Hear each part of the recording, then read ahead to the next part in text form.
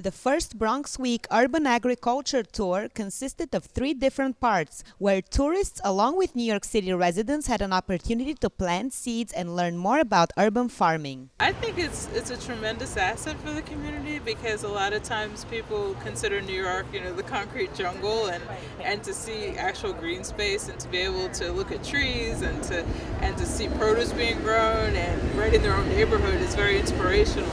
I actually saw online that there was this tour, and I thought farming would be fun.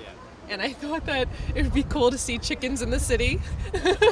What's known as, this tough urban center is really an area that is blossoming. We're farming, we're harvesting fresh fruit and vegetables. We're creating programming where the fresh fruits and vegetables that are grown on these farms are ending up in the cafeterias of our public schools. The famous Bronx Culture Trolley departed from Manhattan, and the driver, Fernando Garcia, escorted the group around.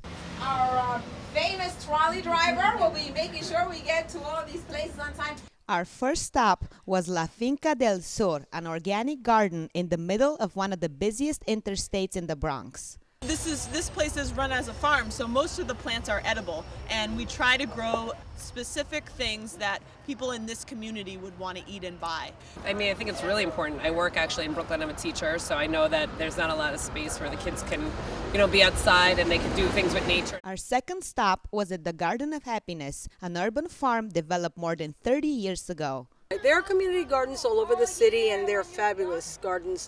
But Bronx gardens are different in that this borough has been through a lot, and the gardens were a way of keeping hope alive. Borough President Ruben Diaz Jr. joined the tour and spoke on the importance of having green spaces in urban cities. To me and to many of the folks in the Bronx, is extremely important. This is a way for people to find tranquility. There's a way for you to have a little oasis, your time off in what's otherwise a concrete jungle. Our third and last stop was a small community garden, also known as the Oasis of Puerto Rican history and traditions for over 25 years.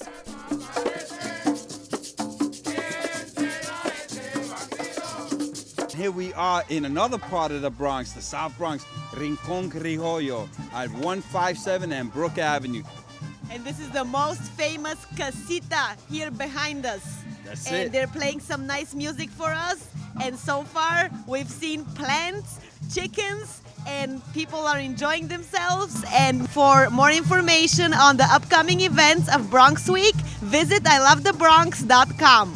For BronxNet, Fernando Garcia and Victoria Pavlova.